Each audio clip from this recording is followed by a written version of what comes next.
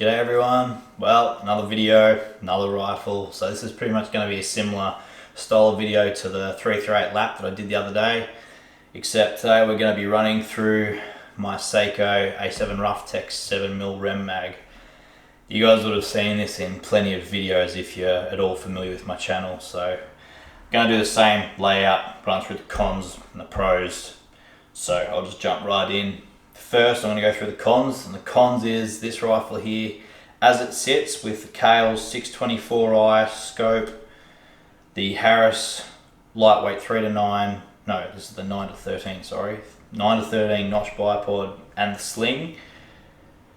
It weighs 5.3 kilos, so it's, again, not a very lightweight gun, not really the sort of gun you really want to be doing, you know, backpack hunts and that with. But I have done quite a few backpack hunts with this rifle, and it's seen a lot of kilometers in the mountains, and I've just sort of dealt carrying with it because of the pros that I'll mention later. So yeah, first con is the weight.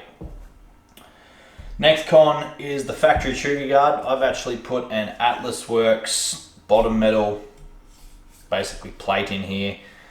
That I think I just bought that off eBay. It was like maybe 150 bucks. Atlas Works makes quite a few of these trigger guards, which are very well machined, well made, and a lot better than the factory one. So the issue I was having with the factory plastic was, and I've actually got an aftermarket bolt here, but the factory bolt that came with the rifle was pushing through. There's like a little inletted washer in the plastic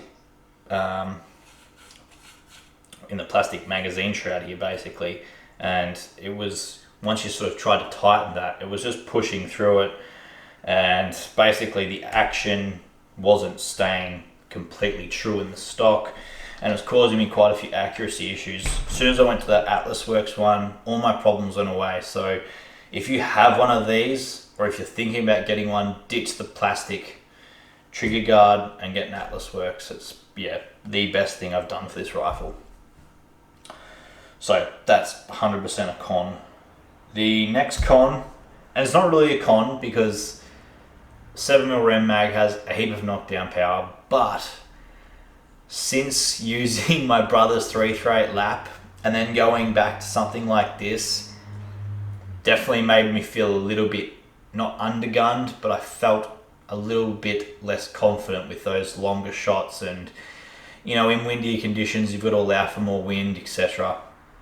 So it's not the end of the world, but there are more powerful rifles out there in, you know, smaller, lighter weight packages. So it's just something to consider. And the last thing I've got on my cons list is the lack of accessories. Now, I don't feel the need to accessorize this rifle. I don't really want to put a different stock or anything on it because I really like this stock. It's got the, you know, integral aluminium running through it. Shoots very good as it is, but if I wanted to go to a carbon stock or something like that, this doesn't have the accessories that something like a Ticker or a Howard does. So that's something to keep in mind. Another con, which isn't on my list, but I probably will throw it out there, is the cost. So as it sits, I'm pretty sure these are right around that $2,000 mark, which isn't crazy expensive, but it's starting to get up there considering it's quite a heavy gun. So that's it for the cons. So onto the pros. First things first, the trigger. Now I didn't touch this trigger. Actually, this rifle was part of a sort of a swap trade deal, but the trigger as it came is very, very crisp, very light. Not stupid light like some people have their trigger, but it's a very nice trigger in my opinion. And I felt no need to touch it or do any tweaking there. It feels like a well-made trigger. The accuracy. Now, if I can dig up a few photos or videos, I'll chuck them in this clip, but the accuracy out of this thing is absolutely ridiculous. I'm yet to clean it. I've probably put, at a guess, 200-300 rounds through it. Has never seen a cleaning rod in its life, and, well, since it's been with me anyway, and I'm still shooting roughly, well, there was one day I put, and my brother was there to verify, I put pretty much 6 shots, 3/4 of an inch or an inch at 200 yards with my hand loads. And these factory rounds here, the 162 grain LDX from Hornady, they're consistently sub-minute. Way up past 500 yards, they're still sub-minute, and that's moving on to another pro, is the availability of factory ammo in the Hornady Precision Hunters. So I really like having this ammo available. I don't think I'd probably buy another rifle without having that ammo available, or another caliber I should say, because it just shoots so good and is so effective on deer. And you'll see that in these clips that you're going to see at the end of the video. It works very well, and like I say, it's very, very accurate. Next up on the pros, and this is partly due to the weight of the rifle, but I don't have a muzzle brake and the recoil's still very manageable. I don't know if I'd let my grandma shoot it like I would with the 338 lap, but I would let most people shoot this rifle even if they had minimal to no experience. I have scoped myself on it before, but that was at, you know, bad shooting angles, and a lot of that's due to the Kales, in my opinion, doesn't have a great amount of eye relief. That's just my opinion, but I never scoped myself on the Cytrons. It's only happened once with this scope, and other than that, the recoil I feel's pretty damn good, and a lot of that is attributed to being 5.3 kilos, and probably the stock, the way it's designed, the recoil just seems to come straight back in your shoulder. It does nothing real crazy.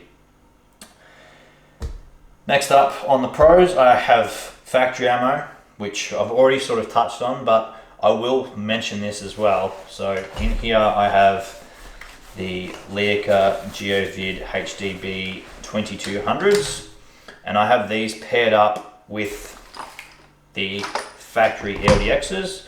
So basically I hit the range button, it will spit out a distance followed by a correction. Now I've got it set up to be corrected in mils. This scope here is in mils. Normally I run MOA, but this scope's in mils. So if I hit that range button and it says, say, 550 yards, it might tell me to come up, I don't know what it's meant to come up, probably 2 mils or something like that. I think, what did I shoot?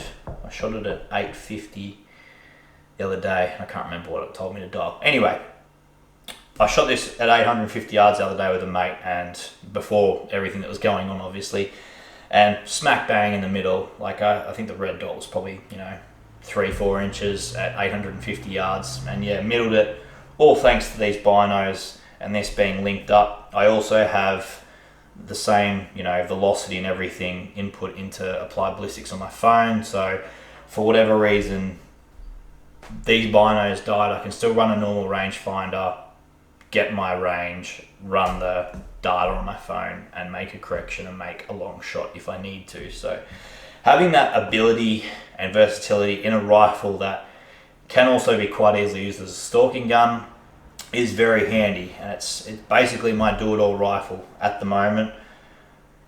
I pretty much vary between this and the lap for any sort of bigger country hunting, and then I've also got my little Kimber 308, which I use for backpack hunting and, you know, close range bush stalking. So I think that's about it, guys.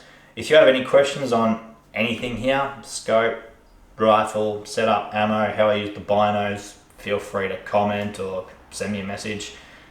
But yeah, enjoy the kill shots coming up.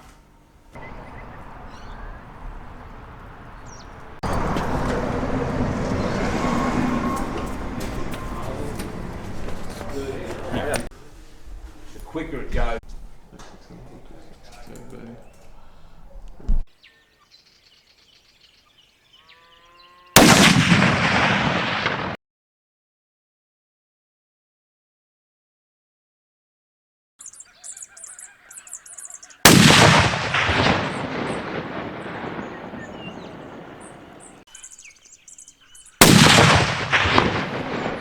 It's dead.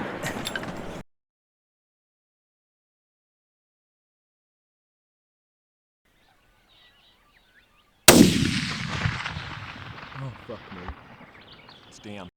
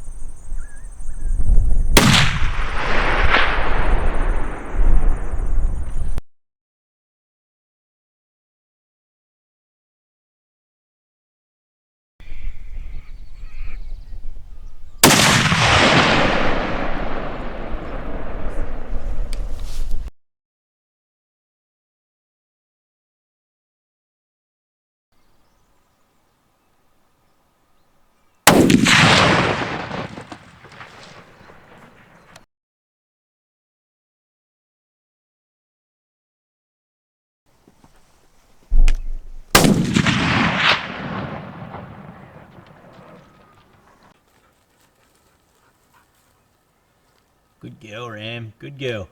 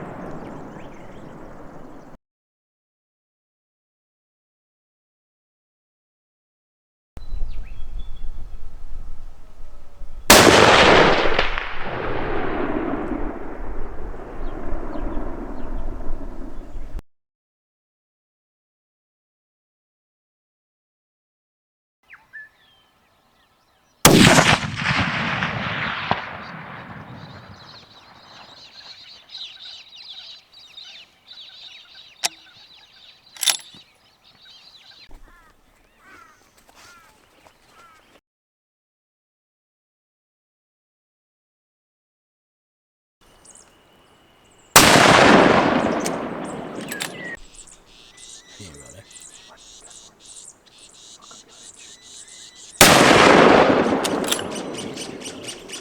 Oh, no, you definitely shot it. What was that?